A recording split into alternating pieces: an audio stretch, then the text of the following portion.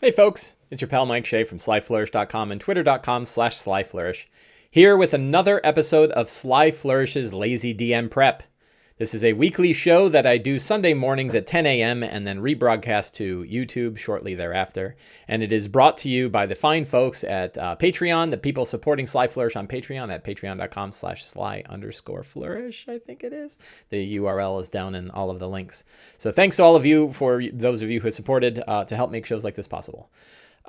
This is going to be a different show. So if you came here today expecting to see the discussion of the conclusion of Waterdeep Dragon Heist, I already did that yesterday. I posted a special show. I wanted to sort of separate the shows. So I posted a special show, which you can see on YouTube if you've missed it already, in which I spend an hour deconstructing the finale of Waterdeep Dragon Heist and everything that I thought about the adventure overall and ways to kind of tweak it. So it's a whole hour-long show. You can see that over on YouTube.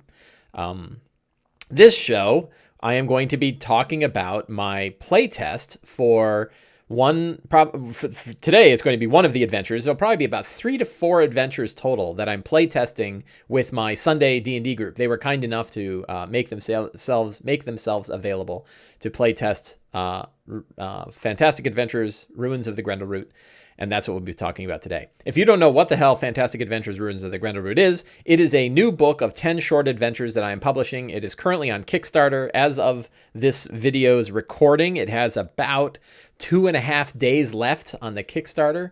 So if you there are links below in whatever format you're in. Go look for a link. There will be a link around and back it. If you happen to be seeing this video later, after the 2.5 days from now, then you probably missed the Kickstarter. But don't worry, it'll be out later this year. Hopefully later this year or early next year. One other thing is that, so I'm running the playtest for it today. And if you are interested in helping playtest this adventure, there are 2 ways you can do so. One is you can back the Kickstarter, and one of the updates after the Kickstarter is complete will be about joining the playtest. You can also join my Patreon. And if you join my Patreon, you will also get access to the playtest. So there are 2 different ways to sort of join in the playtest. And the way the playtest works is you get a big playtest packet. It includes about 6 or 7 PDFs with a bunch of different parts. I feel some Kickstarter backing coming on. Good. I feel it too. Bring it. Bring the Kickstarter backing. Yeah, so it's a great big playtest packet. It will include a bunch of introductory materials, a bunch of stuff that you can give to your players. There's a set of pre-generated characters. There is a 1-page player guide for the adventures. I'm going to show that to you today. And it'll include, there'll probably be 3 playtest packets, and each of them will include 3 different adventures. And I'm probably going to spread them out. So you may not see all 3, and you may not see all 9 of them. You may see only 3 of them at a time.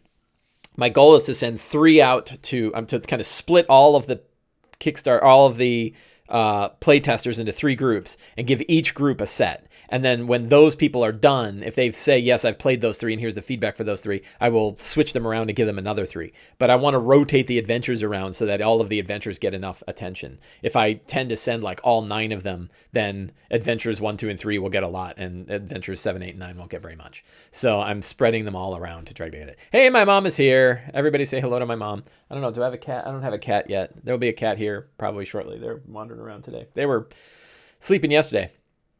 So, so it's going to be a kind of a strange episode today. I was kind of getting my notes ready and everything, and then realized, like, the funny bit is the way that I wrote the adventures for Ruins of the Grendleroot is very much like the way I prep for a game. So I don't know that I have to take notes exactly. There are some notes I will have to take later when I've done this initial playtest, because I'll know more about the characters. But right now I don't really know anything about the characters that are going to be playing in this, which means the number 1 step is a step I can't complete. And that is probably the one step where I don't already have the work done. So that is interesting. So let's see. I got a couple things to pull up here. Where is my... we'll start by just taking a look at what we're talking about here.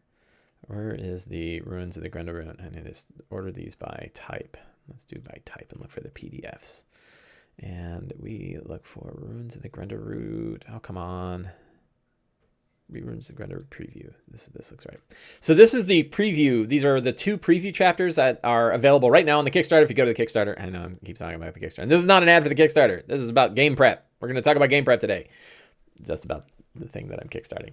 And anyway, this is the free preview. It's a 20-page preview. And I wanted to pull this up because I wanted to look at the adventures. So there are 10 adventures in this book, and they span the level range from 1 to 5. You would be probably level 6 by the end of this. You could probably convert these adventures and make them almost any level you want, but those levels, well, any level with them, probably tier 1 and tier 2. But those are the levels that they were designed for. So Call of Starsong Tower, I already play tested a bunch of other people already play tested it. That was the one that's included in this. Call of Starsong Tower is right here, and this is the free adventure.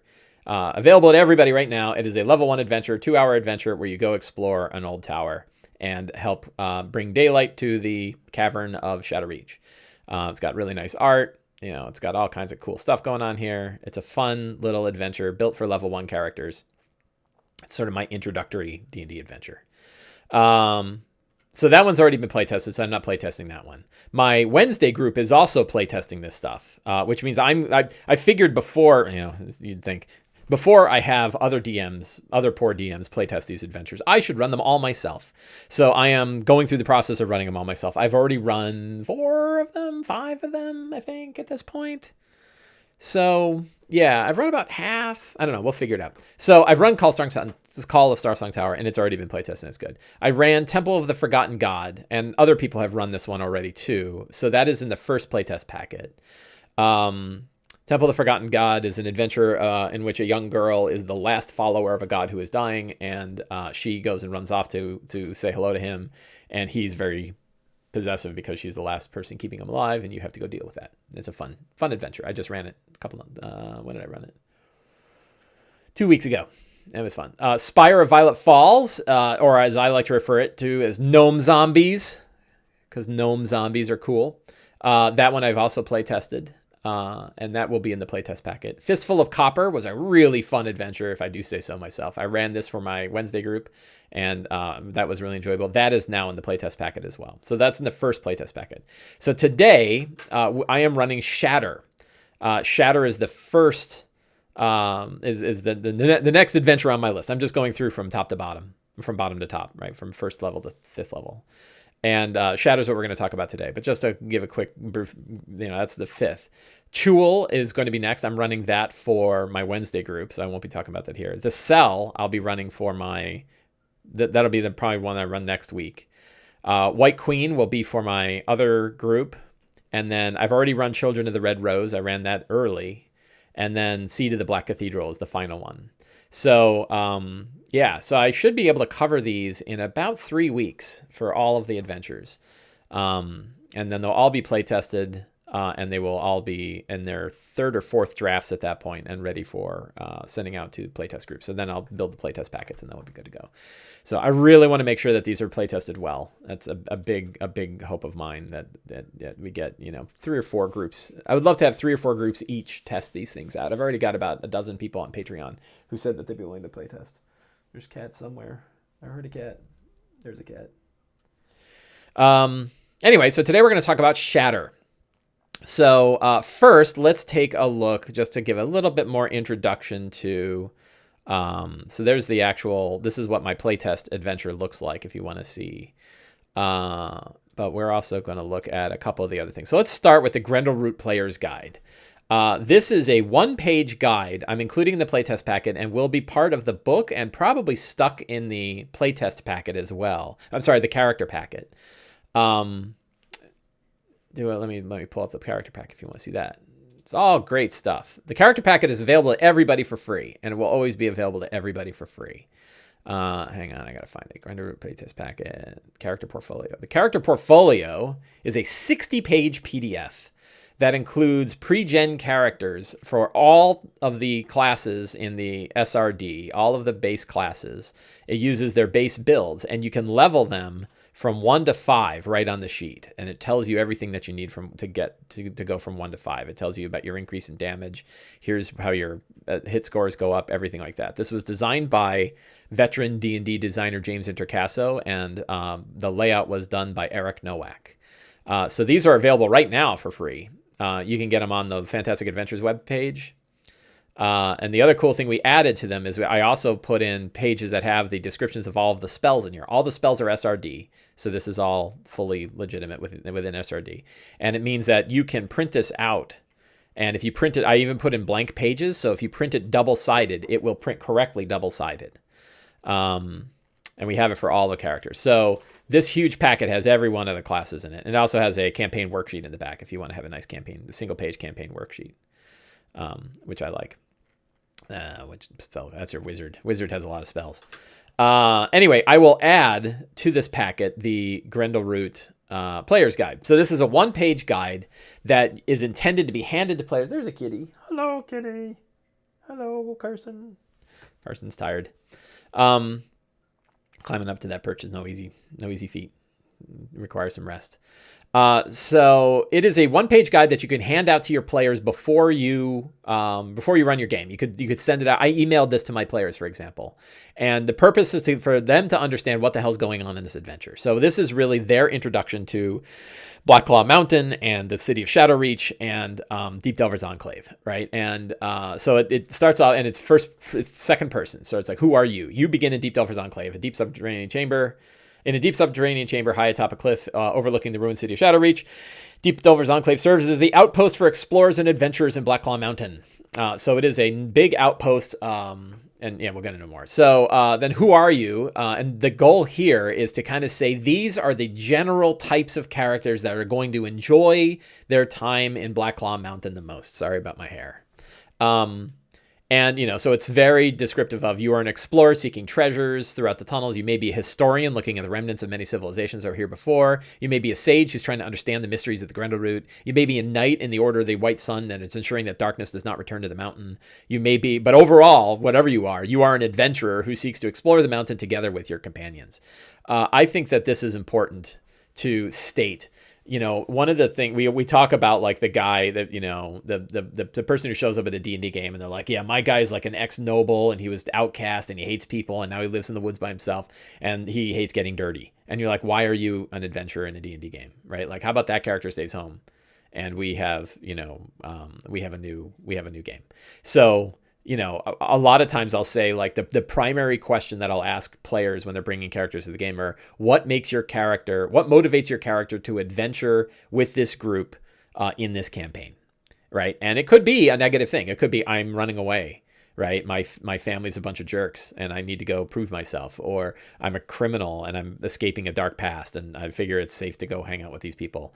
So it doesn't need to be like always a positive, like I love, I'm seeking adventure. I love to find new mysteries. There was a young fella at a game that I played at and we were going around on our character introductions and he said, I love to go, like, tell us a little about your character. And he says, my name is so-and-so and I love to go on adventures with my friends. And we're like, why does it take a 11-year-old to teach all of us what a perfect D&D character is like? But it was like he was perfect, and it's like everyone else has these big deep backstories, and everybody wants to be on their own and be the hero. And it's like this one kid's like, I want to go on adventures with my friends. So anyway, so that section there is to kind of say like, here are the hooks that would draw your character into this game. And then we have the 4 truths. I'm a big fan of this. 4th edition campaign books did this a lot, and I think it's really valuable here. What are the 4 truths of going into Blackclaw Mountain? The mountain is deep, vast, and old. Has filled with monstrous layers and old ancient civilizations that have decayed.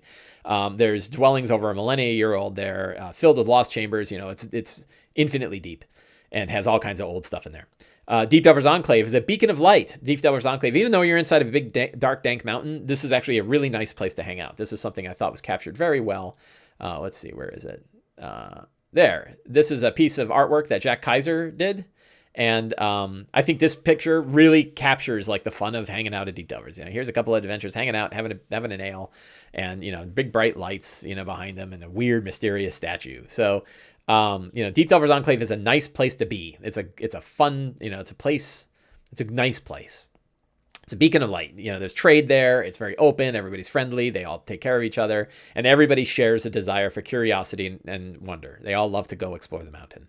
Layers of history. Oh, that's terrible. Layers of history lay buried in the mountain chambers. I guess that's okay. Chambers, countless civilizations exist. This is almost redundant with the mountain is vast, deep, and old. So maybe I don't need both. But we'll figure it out. I'll consider that. Maybe one of them. I don't know. So, there's layers of history. So everything, and this one has a couple of key sort of story bits that are default to this campaign or these adventures, but don't need to be. You can pull these out and replace it with whatever you want. But I wanted to have some kind of history in here. So the Archmages of the Black Star, there's these shrouded statues of the Archmages of the Black Star and monuments to the Order of the White Sun, to the half-buried remains of glyph giants and primitive paintings of the mysterious caretakers. Explorers of the mountain seek artifacts and relics in these ancient civilizations, trading them within an enclave or studying them for lost magics. That's one of the things. There's lots of relics, and there's a whole relic generator that's added to this. And relics are sort of like the other currency on top of gold and everything. Indestructible black spires mark the mystery of the Grendleroot. All throughout the mountain, large black metal spires pierce out of the ground. They are indestructible and mark the presence of the Grendleroot and otherworldly sentience buried deep within the mountain. None know for sure what it is or what it wants, but the black spires and the energy thrumming throughout the mountain speak of tremendous power. So, and then a little like lighten your lantern, tighten your rope, loosen your sword, and explore the depths of the unknown. So this is a first draft, right? And it's going to go through editing and get cleaned up. And I'll probably I'd love to throw a little piece of art in here. But that's sort of, the goal is to hand this to players and they're like, okay, I know. And I did, and I saw the characters that were coming back and people really grabbed onto the hooks. They're like, ooh, I like this Order of the White Sun. I'm going to be connected to that. Or, so you want to have like enough proper noun stuff in here that they can drive character generation. One thing about this that I think is important is like, I plan on doing one of these for my, Secret of Saltmarsh game, my Ghost of Saltmarsh game. Right, the Ghost of Saltmarsh doesn't have something like this, and I want to write a one-page thing. I also should mention that I got this idea from a recent Matt Colville video where he talks about making one-page campaign guides. There's a bug. And I thought, that idea is great, and I want to do that for my campaigns. But also, why don't I include that as part of Ruins of the Grendleroot? Right? Why don't I make it? Bugs. There's a bug flying right in front of me. Go away, bug. So, so I'm going to publish this one, but then I think it's actually valuable for anybody who wants to run a new campaign to write one of these. Like, take the time, and Matt Colville talks about the importance of writing it so that it matters to the players and making it one page so that people actually read it. So I think it's really important to like cut your, if you can't, you need to be able to fit your campaign themes in one page. If you can't fit it in one page, it's a little too deep. I'm making a judgment, but I think that's probably true. So that's the player guide, and I handed that out. So today we are starting Shatter. I mentioned before, if anybody has any questions in chat, by the way, that art is awesome. Yes. Oh my God, the art. You want to see some previews? So Jack Keizer, who did the cover of Return and the cover of the Lazy DM Workbook and the cover of Fantastic Adventures, and he's done a bunch of work on Shadow of the Demon Lord. He's a wonderful artist. He really great stuff. And the good news is yesterday he delivered the final piece of art for the main art of this book. There's two different kinds of art in this book. So I'll just show you a couple others. I got to figure out how to do this though. Let's see. I need that window and I need my, let's go here. Now let's go to art conversions. You're going to love this stuff. Some of these you may have seen if you've been back in the Kickstarter. I'll throw a couple new ones in there. This is the art for the Tower of Lords. This is a big bridge that's leading to this old mysterious tower. That one's pretty cool. Gorom the Dreamer, a weird stone giant with a Grendleroot spire piercing through his head. He's in a bad state. Tomb of Kings, the two elven kings, and this is their tomb behind them. That's a fun one. Some of these haven't been seen before. This is brand new. This is the Forsaken. This is the what's it called? The Monstrous Graveyard. The weird idol here, and look at the big skull and this big bony pit. The Cell.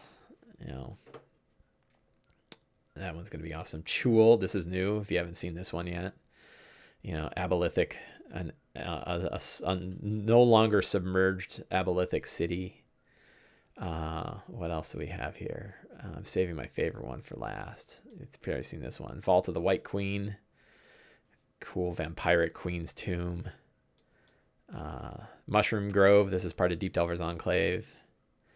And Shatter, what you saw. And this is, I think, my favorite one, the Black Cathedral. Those are the caretakers, the beings that did stuff with, the Grendleroot. So yeah, so those are all the main pieces of art. I couldn't be happier. And these are all, I'm sorry to pitch the Kickstarter, but what are you going to do? We're one of the stretch goals. I think the $30,000 stretch goal, which we should hit. I think, hopefully, if you guys go back it and tell your friends to go back it, will be wallpaper of all of these. So we'll have large format. These are already pretty big. What is that? Let's see. Let's take a look at the properties. Doesn't tell me what the resolution is. 7,000 pixels wide. So yeah, nice big wallpaper. You can see like, bang, look at that. That's what it looks like in native resolution. Jack Keizer is awesome. So that's the art. Anyway, but we're not talking about those adventures. We're talking about Shatter. So let's talk about Shatter. So the premise of Shatter is that a priest of light, and I keep the gods a little fuzzy, right? So we have a priest of light. Aboleths are nothing to mess with, yeah, especially when you're level 4. Yeah. Coffee, contemplation, and fantasy art. Sleeping kitty and soothed by my voice. So Shatter is about a priest of light who comes to Deep Delver's Enclave. He's blind and he's being led by an acolyte, and he has this like symbol, a Grendlerooty symbol around his neck, and he walks over to a spire in the Grendleroot. These spires are unbreakable, right? And of course we violate the rule right away. He walks over to it and he puts his hand and there's a vibration and the spire explodes. And everybody freaks out. They're like, what the hell? And then he holds his amulet and smiles and he shifts away. He teleports away. And everyone freaks out. And in his stead, a bunch of shadows appear.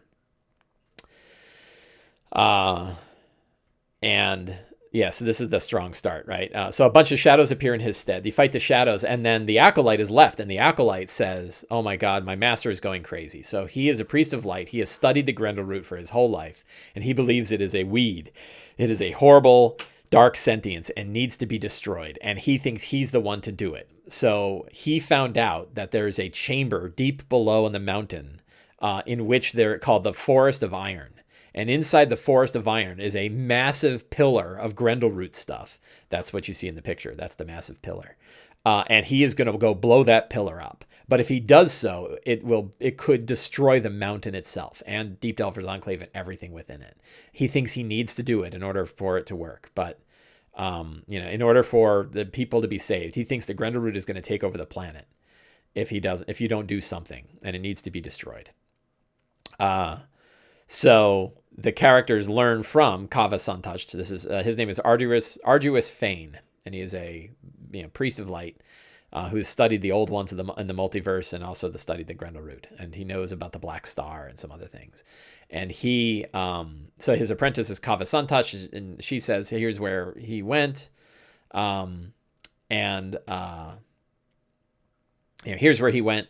And, you got to go stop him. And Oder Windvane says, oh, my God, we really don't want to destroy the mountain. The Grendleroot has been quiet for a long time.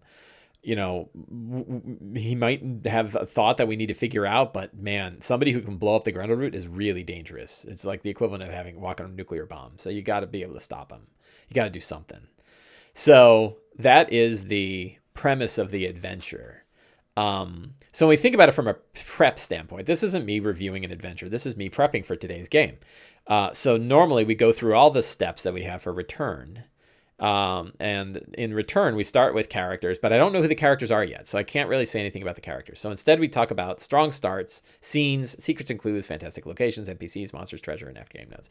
But those are all in this adventure. So we're really just kind of looking at the adventure. So we'll jump to the strong start, right? We do the secrets and clues up front, but I guess we kind of talked about the start that I've got nice read aloud text, things blow up, shadows appear, you got to fight the shadows. If we want to run a shorter version of the adventure, I might still run the shadows, but I might only run 3 instead of 6. I might cut down on the shadows because it's a 3-hour game and it might be up to 4. I don't know how long it's going to run. I've never run it before,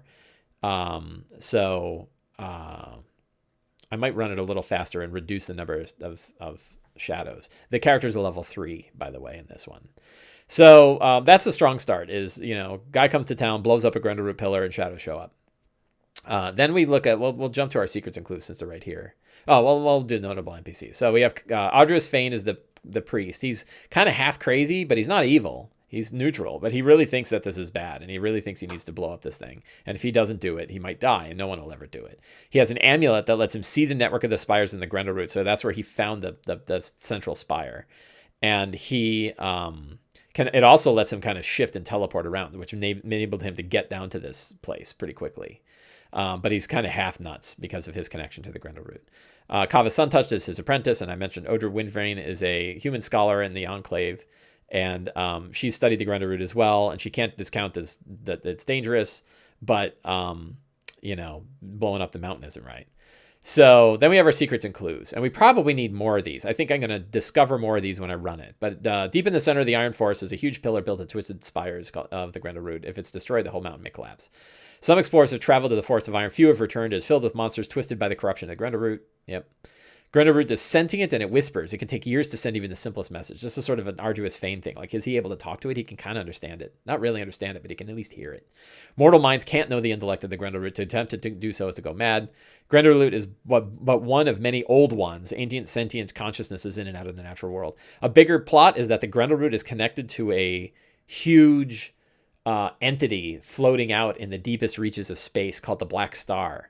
And I'm building right now a larger 6 to 20 campaign chapter that talks about the rise of the magocracy of the Black Star and the coming of the Black Star itself, the rise of the Black Star. And it's about these archmages that want to bring it to the planet and use it to kind of channel energy. It's really bad. Anyway, the Grendleroot is sort of like a piece of that, maybe. And, I say maybe because you can kind of change all this stuff. Grendleroot is one of many old ones, sentient conscious. The spires of Grendleroot form a vast network all throughout the mountain. That's true. You find these spires all over the place. Fane once sought only wisdom and expansion of mortal minds, but now he's beginning to believe that he alone is the only one that can destroy the Grendleroot and needs to do so. Spires of the Grendleroot are strangely plant-like, but are made of unbreakable metal, yet Fane's word can destroy them. The characters can't really learn the word. That's one of the keys. It's like you go bad.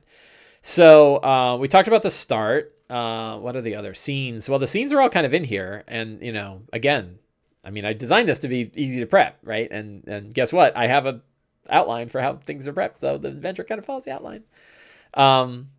So Kava tells her story. And then you travel to the Forest of Iron and you can have a random encounter that kind of takes place. So I have a whole chapter of like things that can occur in the mountain and travel. But we're probably not going to use that here. Because again, I only have a 3-hour game. And, it might take them long enough to do it. So then they come to the Forest of Iron itself. And if you want to see what the Forest of Iron looks like, you just look down there. That's the Forest of Iron. So the Forest of Iron has a whole bunch of strange Grendleroot shapes. So instead of just the spires, there's like a fern grove. And there's a massive tree. One thing I need to show and have is the map. I know I'm just, I hope you guys don't mind. Part of this is showing off, but part of it is prep. Like I'm getting this all in my head. I got to remember all this stuff when I'm running my game. So this is like, pretend it's not my adventure. But it is. Shatter. So we'll bring up the DM map of that. Oh, it's big. A lot of rendering. Slow machine. Time for a coffee while we wait for our images to render. These maps were all done by Elven Tower. All the maps in the book are done by Elven Tower. And as part of the stretch goals, everybody will get a VTT versions of these. You'll get the digital versions that you can use in your virtual tabletop of choice, such as Roll20 or Fantasy Grounds. So that's the map. Characters start at area 1, and then they immediately have a choice of do you want to go left or right? And right is a giant fern grove with weird glowing things in it, and left is a huge tree. And the characters can decide. So the structure of this adventure is sort of an hourglass shaped.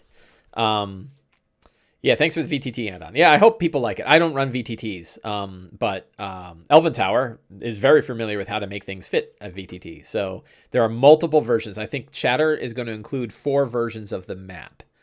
A DM version, a PC version, a Roll20 version, and a no background version. So I don't know if all of them will have that many. I think they have at least 3, and definitely they're designed so that you can drop them into a VTT. I have printouts. The other one is they're big enough that you can print them out at Kinko's. So I printed them out on like 11 by 17. The cool one about this is they see most of it already. Yeah, streaming games, it's popular, and you can see how you can kind of zoom in and do parts of it. So they make a left or right choice. If they go to the right, they go through the crazy Grendleroot ferns. So this is like a fern grove of Grendleroot stuff, where every blade of the fern is unbreakable. It does not bend. It does not break. So if you go and you touch it, you will just cut your finger right on it. It's like razors. So if you fall into it, you're in a really bad state. 2 is this big Grendleroot tree. So, you have the Overlook. You have the Overlook, and at the Overlook, you get to see most of it. The Overlook is that picture. So the nice thing is you can show that picture and be like, that's the Overlook. And there's these black Grendleroot flowers. And I think did I talk about the Grendleroot material? Yeah, so there's like sharp Grendleroot material. If you fall into it, take a dex save, or you get slashed or half damage if you don't. So bad falling in there. The Spire Tree is a fun one. There's no creatures through the Fern Grove, I don't think. Oh no, the fern. There's no creature up front. But then the Spire Tree has a corrupted shambling mound that tries to grab people and impale them on the tree. It doesn't know why, but it does that. And you can kind of avoid it or sort of sneak around it or something like that. But otherwise, it's going to try to grab you and impale a tree. And it can be tricked if you hand it a body of somebody else. It will grab that person and impale them on the tree. And it's got Grendleroot spikes sticking out of it. The Fern Maze, if you go in the other direction, there's a bunch of glyphs around a pillar, and you can see that there are, that the glyphs were carved by ancestors of the lizard folk, and there are 2 were-rats hanging out here that both were used to be members of Deep Delver's Enclave, but now are on their own, and they will immediately betray the party whenever they get a chance, but they will pretend in human form to be nice. So this is like you get to figure them out pretty early. Then at Hourglass is back to number 4. Everybody hits number 4, and 4 is just a super deep pit that falls deep down into it. I like to think that the pit actually falls down into the Black Cathedral, which is the final adventure. So if you wanted to connect these, that would be a connection point. There are a bunch of blink dogs and a death dog. So there's a fight around the pit, and you could throw something in the pit or get knocked into the pit. And they can see throughout the time, you can kind of track where Fane went, like which direction he took. It splits off once again. There you can go to the left or right. To the left is the monoliths. These are a bunch of triangular shaped monoliths currently being worshipped by a bunch of lizard folk. They believe that Grendleroot is a god, and they follow it. Let's see. You can try to use the pillar to communicate to the Grendleroot. Doing so kind of could shatter your mind. So, you want to be careful. But you could learn more about the Grendleroot. Some of the secrets and clues, a good way to discover them are here. And there's a bunch of lizard folk. And they're angry, but they're not hostile. So you might... And they're crazy because they've been tied to the Grendleroot. So that's one direction. The other direction, which I kind of dig, is the Pierced Skull. This is one of my favorite... This is one of my favorite pieces. This is over in Area 6. And if you look in the art below... hang on. I can't really see it. Let me move that over. You can see in the art, there is a big glowing skull with Grendleroot spires piercing out of it. One of the fun little things is like whenever there's a giant skull, there's usually a Grendleroot spire piercing out of it. And it's like the Grendleroot is seeking to pierce through minds, like it wants to eat brains. I don't know what that's about. I'm leaving a lot of these things mysterious. So the skull is filled with spiders, and you have to fight. You have to fight some giant spiders that crawl out of it. Let's see. They have a way. They're sort of enhanced. The spiders hanging out here have this ability to charm a creature. The spider, call this way. The spider targets one of the creatures. Let's see. Each one of the spiders is a naturally forming glyph. They can sort of charm a creature. That needs to be cleaned up. It should be as an action. They can do it, and they can only do it once. So I need to clean that part up. I got to remember that. We'll put that in my notes. We'll just stick that in here. On spiders. So let's see, go back here. Yeah, the cool bit is down. If you go down into the skull, there's actually a hollow where the spine goes down into the mountain, and you can go through the spinal column. And at the bottom is a gibbering mouther, but then you also find the heart of the Titan, which is a that you can cast the spell. You get the heart, and the heart lets you cast meld into stone. Sorry, making little editing marks. So you can, the stone lets you cast a command word as an action to cast the spell meld into stone, and it can be done once a day. So it's kind of a nice little artifact that you get. Power, yeah, it's a high cost artifact. And then finally we get to the world pillar itself. And at the world pillar, Artis Fane is there, and he is attempting to shatter the pillar, and he's going to be able to do so with so many spells. He has probably already cast Spirit Guardians of Vengeful Angels and already has a spirit weapon fired up, which gives him quite a bit of defense. I don't know if does he have other guys with him? I don't know that he has other creatures with him. He probably ought to have some other creatures with him if you got like 5 or 6 people. I should probably throw some other guys in there. I don't want to... Like, what kind of creature? So he's got his Spirit Guardians, which is tough. Are there other... I mean, shadows make sense. That sort of like... He's able to sort of call these Grendleroot shadows. But you just fought shadows. And then Visible Stalker is too dangerous. What would be a good creature to defend a priest who is tied to... I use the hell out of specters, so I can't... I have specters all over the rest of this place, so I can't... I don't want to really drop specters in there. Is there some other kind of spirit creature that he could call on that would defend him? What other creatures could a priest defend? Help me, Twitter. Or not Twitter, Twitch people. What would be a monster that would defend a... I don't know about a banshee. Banshees have a weird history, and you can't really summon them, right? Banshees sort of exist where they died. A wraith would be pretty bad. Maybe a wraith. A hag wouldn't follow him all the way here, and they don't sort of teleport in. I might throw wraith in for now, but wraiths also have like a history that a ghast. I use ghast in another adventure. Hi, he's not your problem. You're back here again today. I'll have to think about that. Well, let's take a second and let's go take a look at D&D Beyond. And let's go to creatures.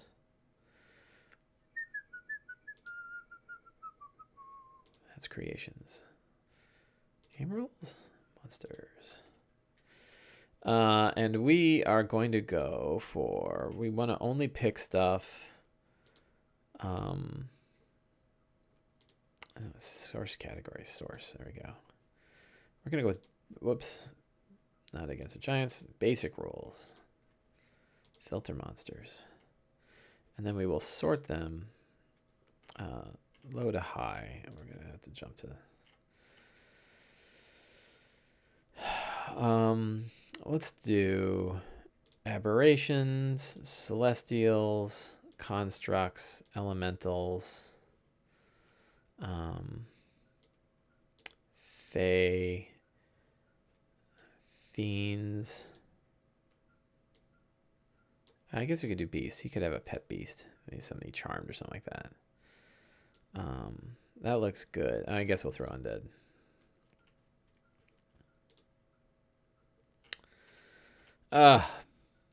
CR zeros. I guess we could filter on challenge rating. At least 1. We could do 1/2. Filter.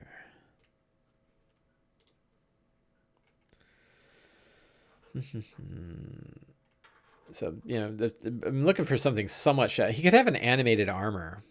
Maybe an animated armor made out of Grendleroot stuff. That would make sense. That'd be pretty good, right? High AC. 2 slam attacks. Yeah, so why don't we do an animated armor? And he sort of builds it out, like he you know, uses his magic to kind of build it out of broken Grendleroot pieces, right? And it sort of attacks. I think that would be cool. A Grendleroot armor. And the AC is right, like AC 18, 33 hit points.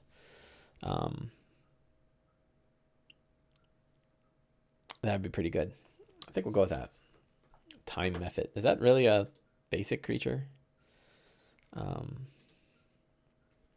Let's just take a look at other ones here. A lot of giant things. I use the hell out of specters. I like specters. Mostly it would have to be something like he could create or summon, right? That makes more sense. But it'd have to be something like, you know, remember he's a god of light, so it would have to be something like that. Now we're getting into stuff that's too high. So, yeah. Like he's not going to summon an air elemental. Air elemental would be good, but it'd beat the crap out of people at level 3.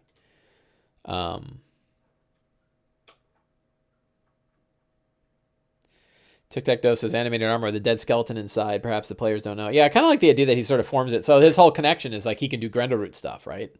So for him to be able to summon an animated armor that's made out of like these big chunks of rock and Grendleroot stuff into sort of pounds, it's sort of like a lightweight stone golem, right? I think that would be pretty cool. And it's sort of broken apart, so it doesn't work particularly well. Hence why it can actually be defeated, because otherwise it wouldn't be. So I think we'll throw that in there. Anyway, so he's trying to blow the thing up. He already has Spirit Guardians and Spirit Weapon cast ahead of time, which certainly puts things. And then he'll throw Guiding Bolts or attacks with Inflict Wounds. He can use his Grendleroot Stone to kind of see people, so he isn't affected by the fact that he can't see. I should mention that in the notes, right?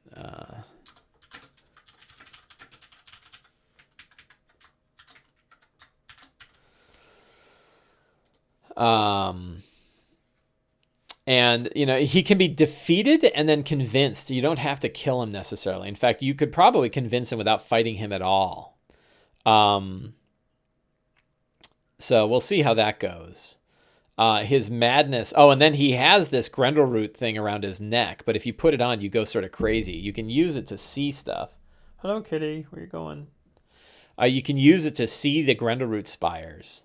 And you can even use it to sort of teleport among Grendleroot spires. But the more you do so, you suffer short-term madness as your mind fills with uncallable. And, you know, the long-term madness can only be removed with a greater curse. So it doesn't, you know, it's pretty bad to use it. So we'll see. And then, you know, so then the question is, did you kill the guy or did you bring him back? And if you bring him back, do you try to cure him? You know, what can you do with him? How do you make sure that he doesn't go, you know, crazy and destroy the Grendleroot again? You know, oh, and they will forge a Grendleroot weapon. So one thing is you can actually get a weapon made out of Grendleroot stuff because now they have a broken Grendleroot. So you can make a sword or an axe or something like that, or a dagger. And it is considered, it is magical. It's a +1, makes a +1 weapon. And you can also, while attuned to it, you can use it to hum a whisper language unheard of by mortals, and your next attack does 7 points of psychic damage, usable once. It is also unbreakable. You know, so like you can, if there's a giant door that's going to crush down, you will stick this underneath it, and the door will impale on this thing if you had like a dagger. So yeah, so it's a pretty neat. It's pretty neat. So the reward for this adventure is getting that you can have a Grendleroot weapon forged. So that's the adventure. Again, I don't think I have to do a lot of prep other than kind of reading it, right? I mean, that's the point. This is pretty straightforward and it has sort of all the things. And since I don't have an ongoing campaign, it's really a one-shot adventure, although these characters will be going through the next series of adventures. So I will learn more about the characters, and next time I will talk about them. Uh-oh, here comes a kitty. What do you want, kitty? What are you doing? I say hello. Oh, yeah. Oh, hello. This is Carson. Carson doesn't mind being picked up. He's like, yeah, like, as long as you remember me, I don't care. Hello. Say hello to everybody. I'll go down there. So I'll have more about like the campaign, but this isn't really a sort of a campaign. So the prep is very different. It's sort of just kind of getting your head around what's going on in the adventure. So that is where we stand. So we have like 15 minutes left, and I'm sure you guys would just love me to continue to pitch for my own Kickstarter, but why don't we talk about some other interesting D&D things that are going on? One of them is we could talk about, if you wanted, cat's behind me. Oh, where are you going? What are you doing? What is this? We can talk about the D&D Essentials kit. Oh no, kitty. This is not.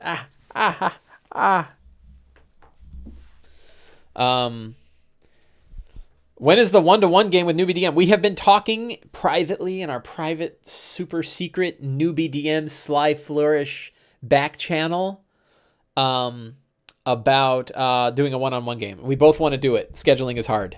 You know, I'm an early guy. He's a late guy. And, you know, he's usually busy up until like 9 or 10 o'clock, and that's about the time I go to bed. So we're trying to figure out how to do that. But we both want to. I think a 2-hour game would be fun.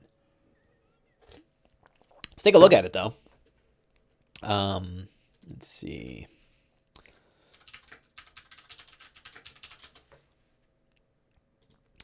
So I have it. I bought this. And if you want to learn more about it,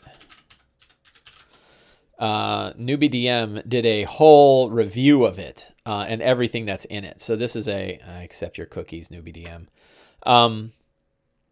So it's $25 at Target, and then in September it'll be available in all the stores. Yes, I know game stores are getting screwed. It's only for 3 months, and then everybody will have it. And I don't think in a year where anyone's going to care. It's like, what were the first 3 months of the starter set like? Nobody remembers because it's been out for 5 years. And it's got 2 big books, the adventure book and the rule book. The rule book includes leveling for characters from 1 to 6. This was something that the starter set did not have. I think it's a really powerful...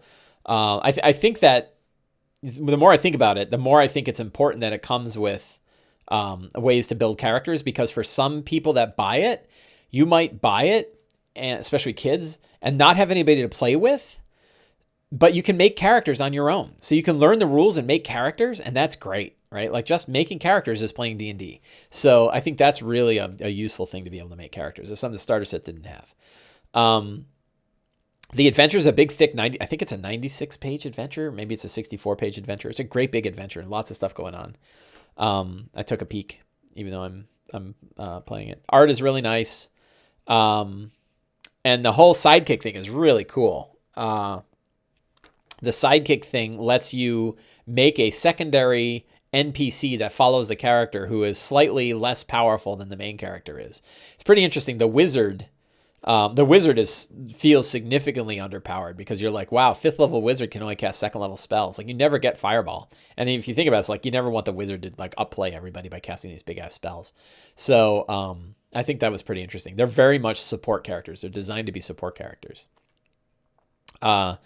It comes with dice. It comes with really, the artwork on the DM screen is really nice. It's 20. Hadnerfane, it says, what's the price point? It is $25, and it was not on sale at Target. It was sold for $25 at Target when I bought it.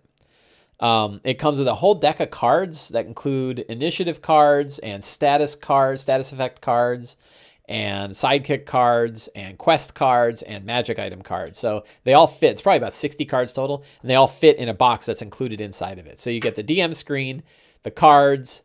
There's a fold-out map of Phandalin on one side and the Sword Coast on the other. Really nice-looking map that you can put out there. So they definitely are, went good with physical things to hand out. The dice include 4d6, 2d20 percentile dice on top of everything. So it's like an extended set of dice. It's not just the basics. You can still get a 5% discount with a target red card. I don't even know what red card is, but I presume, yeah, that would have been another $2 and no, $1.25 off. The rule book, so I didn't take a hard look at it. I know that it's very clear about like what you should do from session to session, but I don't think they deviated too far from the way the player's handbook runs. I did not take a really big look at it. So I didn't read it from the point of view of like, it's not, I don't think it's like super step by step. I think it sort of follows the model that the player's handbook has, but I could be wrong. I should take a better look at that. The screen is thin. Like the DM screen is a thin cardboard screen. It is not made out of paper. It'll stand up, but it's not like your board game thickness that you get with the professional DM screen. It's also smaller, which is nice. You know, it sits nicer on the table, I think. Smaller is not bad. So I think it's a really nice screen, and it includes all the same stuff that's on the normal screen. I just compressed a little bit.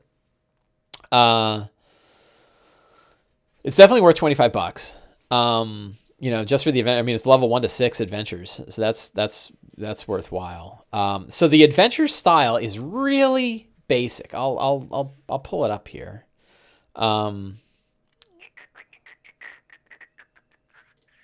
Sources, adventures, Dragons of Icespire Keep. So one thing is when you buy the book, when you buy the box set, it includes a coupon to get the digital version for free and I think it's 50% off of a player's handbook. So you can get a lot of nice, you know, it's a good deal. Like if you plan to get that, right? You know, so the way the adventures work is they are all, you know, Phandelver is your starter hub. And then from there you get a set of quests. You know, it talks about your overview and role. Really nice art. Look at that. Look at that cool art. Nice overview. Who does what? It talks about, you know, nice DM tips. What's included in the box and what you should do with them. So kind of almost board game, not quite total board game. Nice thing about the Forgotten Realms that isn't too egregious. It doesn't try to overdo it. And bunch of areas in the history. Character creation during your first session. Doesn't really walk through sort of making sure the characters fit the model of the adventure, which I think is a mistake. Like we were talking about that earlier with Grendleroot. Sidekicks and all that. And then the adventure begins. And the way the adventure begins, it gives you a little background, and it says you start in Phandalin, gives you a nice read aloud text that you get your character started, which I think is important. They can explore it, but the main thing is that there is a quest. There's a quest board, and on the quest board it says, hey, we're looking for adventurers to go do this stuff. And there are 3 quests available at level 1, and once you complete 2 of those 3, you level to 2, and then new quests become unlocked. So it's sort of this pseudo sandboxy thing, and then you sort of wander around the areas outside of Phandelver and go on these various quests. And as far as adventure locations go, let's see, we got 1, 2, 3, 4, 5, 6, 7, 8, 9, 10, 11, 12, 13, 14.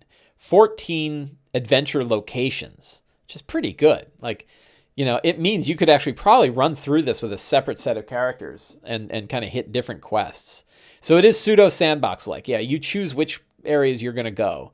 It doesn't have like the Sly Flourish approved strong start of like, oh my God, orcs are attacking Phandalin, do something, or bandits have just robbed a guy. You know, that doesn't have that strong start. It's like, well, you go to a quest board and you pick a quest. But I think for a starting D&D adventure, that's just fine. You know, I think you're excited enough to be able to figure out your character. You don't need to have this like, you know, constant strong event. But I still like it, and I still think you should do it.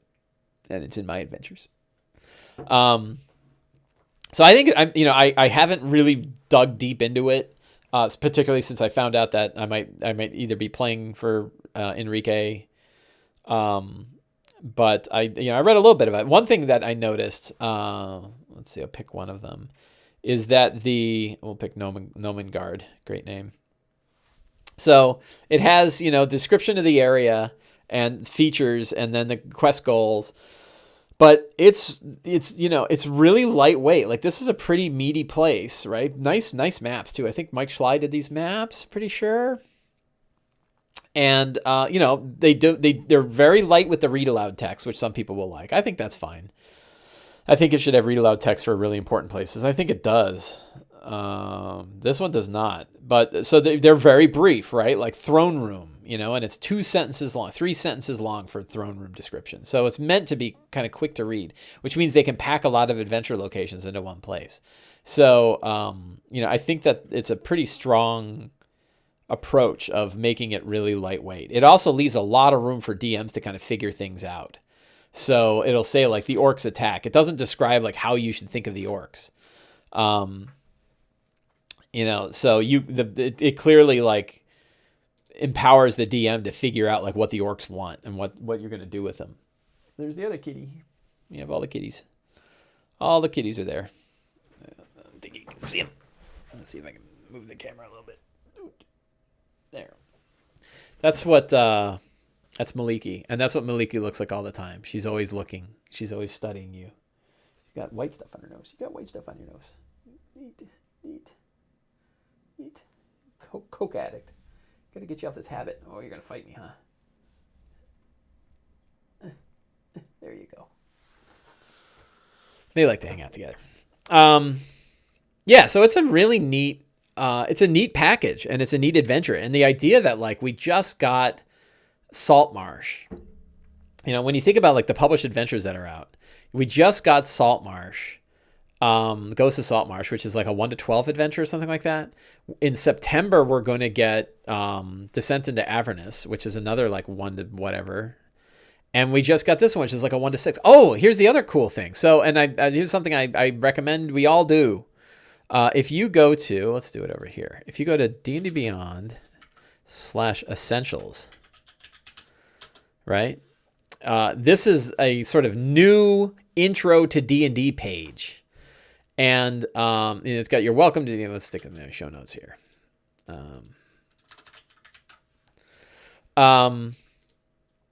It talks all about like what D&D is, how do you play, what's the core mechanic, all this sort of stuff. Really easy to read, quick reference, very visual. How do you make a character? And you can even do it with like the D&D Beyond character builder right away. About how do you build it? How do you gain levels? So it's like if you got somebody that's interested in D&D, doesn't want to buy anything, this page has a lot, and you can actually do a fair bit with it. The D&D basic rules on D&D Beyond, so you can actually play right with this. And if you go grab an adventure, you can go play an adventure with nothing. You don't need to buy anything. Explore Dragon's Icespire Keep with a starter adventure. What happens if you click that? Where does it go? Oh, it actually goes to the adventure because I've already got it. I don't know what it does. So here's the interesting bit. 3 new adventures are being published by James Intercasso, Will Doyle, and Sean Merwin. So, and these will take you to 7th, 9th, and 11th level. So that means with that $25 box, you'll be playing D&D from 1st to 13th-ish level, right? That's as big as any of these other big hardbacks, right? That's a fantastic deal. So not only is it a fantastic deal, but like these are WotC, from my understanding, these were commissioned by WotC, which means that they've gone through, who was the editor? Oh, I know the editor. Hannah. What's her last name? Damn it. Anyway. So they've gone through like official publication on this, which means that in 1 year, we've got a 1 to 13-ish Saltmarsh game. We get this 1 to 13th-ish starter campaign, and Descent into Avernus 1 to 13. And a 13th level campaign could take you a year. So that's 3 years worth of material that came out in 1 year. It's amazing. So we have a lot of D&D stuff coming out. A lot of adventures coming out. That's not even to mention Fantastic Adventures Ruins of the Grendleroot, which is also coming out this year. So Shades TV says, are you confirmed to be part of the Essentials box? So I believe it says, after your group completes adventures, continue with the new adventures that are coming soon to D&D Beyond. I guess it does not say that they are included. So you might have to buy them, which would kind of be a bummer. I was hoping that they would be free. but maybe not. So I don't know, Shades TV. I don't know the answer to that. I mean, they're worth it anyway. Like full published adventures are worth money. They're worth paying for. So, but I don't know how much they'll charge. And yeah, it'd be kind of cool if they were included in your purchase of the starter set. $25 gets you, all that stuff. That would be what's in it with D&D Beyond. That would be true, except my understanding is that these were commissioned by WotC. So that, D&D Beyond is happy to host them, but I think that WotC was the one that actually actually paid to have them made, which would make me think that they'd want some way to do it. I don't know how that's going to play out. But anyway, I mean, I'll buy them, of course. And I think it's just cool to get these like official published adventures. We have so many of them.